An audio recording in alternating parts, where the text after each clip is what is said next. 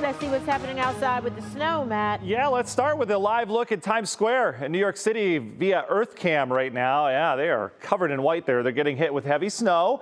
Thousands of flights have already been canceled, the majority of them flying in and out of the New York City's airports, so JFK and LaGuardia. Meanwhile, let's switch it over. Here's a look at where they're getting hit a little bit harder. This is in Providence, Rhode Island.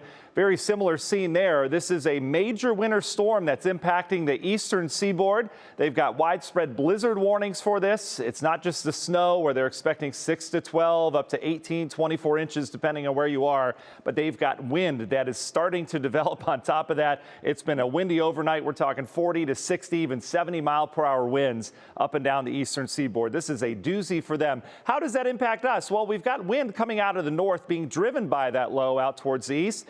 And so we're dealing with lake effect and lake enhanced snow. We've got weather impact alerts that go all the way through tonight. Snow should wind down tonight as well. This isn't a huge snow. We don't have big amounts. I had a lot of teachers that I was talking to yesterday, not just at church, but via social media. And they were all asking about the snow. And I said, it's not the amounts that's really going to be earth shattering today. It's the timing of it. We're getting snow right now. It's coming down real good in spots. And that's putting a good coating on roads. A lot of snow covered roads in Northeast Ohio, depending on where you are, though. 29 over at Hopkins. We've got the snowflakes falling. Here's the radar. This has come and gone. It hasn't been an organized lake effect ban, and we weren't expecting that either. It's been kind of spotty. It was real yesterday, just very steady but light, and our obviously late February sun kind of went to work on the roads, so we didn't have problems yesterday. But last night we've developed a decent coating of snow, and now we've got some better organization to it where we've got some heavier spots that are a little bit more persistent, if that makes sense. So Medina, you're getting some pretty good snow right now, and this is going to stick around for a while.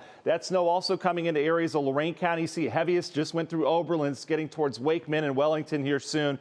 And then in Cuyahoga County, we've got snow, 480 corridor getting hit pretty good. We've got more snow building out over the lake, all this coming inbound. Out towards the east side, not quite as heavy right now, but we've got decent snow, lake in northern Geauga counties, and then out towards Ashtabula County, getting the Geneva, Ashtabula area. We've got some steady snow falling right now. Winter weather advisories. This is not winter storm material. Okay, we're not dealing with a half a foot plus of snow. We have had anywhere from 2 to 4 inches overnight, depending on where you are, and I'm expecting probably another 2 to 4 inches today where that snow persists. So we'll end up with over 6 in spots. But the bigger story is look at the widespread blizzard warnings up and down the eastern seaboard. Powerful area of low pressure. This thing is really getting going.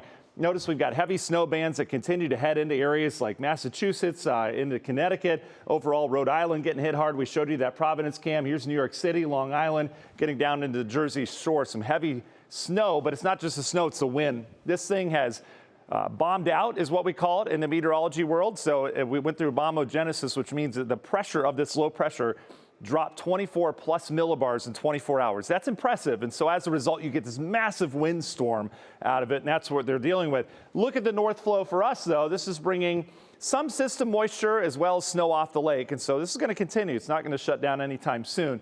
Temperatures today are going to go backwards slowly. So we'll stay pretty much right where we're at. That snow will continue throughout much of the day, mainly in the primary and secondary snow belts. Temps are a little bit warmer where we've got the clouds and the snow, a little bit colder inland, but you throw in that wind, all of us are pretty equal in terms of wind chill values this morning. We are in the teens for most locations. Again, doesn't seem like a big deal given the winter that we've had, right? But just take it slow. It is tricky outside this morning. National Design Mart hour-by-hour forecast keeps the snow train going throughout noon. Into the afternoon, it continues as well. Notice how it's mainly the primary and secondary snow belt, not a lot inland. This will all wind down tonight as temperatures drop into the teens and the wind starts to shift. Now tomorrow, different story. We've got a clipper moving in. So we'll start with sunshine. Clouds will increase and so will the wind. And we've got a late day snow chance. See the passing snow showers that we've got around here late. How much snow? Anywhere from 2 to 4 more inches here in the primary and secondary. Outside of that, not a whole lot, maybe an inch or so. Long range forecast, we've got the clipper to deal with Tuesday night into Wednesday. And then this system's going to be very sneaky on Thursday. A lot of models showing decent snow over us. Right now, the Euro's keeping it south. We'll have to keep an eye on that storm system Thursday. Could be a winter storm, but as of right now, I've got it backing off down to the south. Union Hill Mortgage 10-day forecast. Boy, it just doesn't end. Temperatures in the 30s with more snow chances on Thursday. Friday, Saturday, we bump out of it, out ahead of another brief cool down into the end of the weekend. So overall, kind of a wintry pattern here as we enter your favorite month, Dave, March. That's right. All right, Matt, thank you.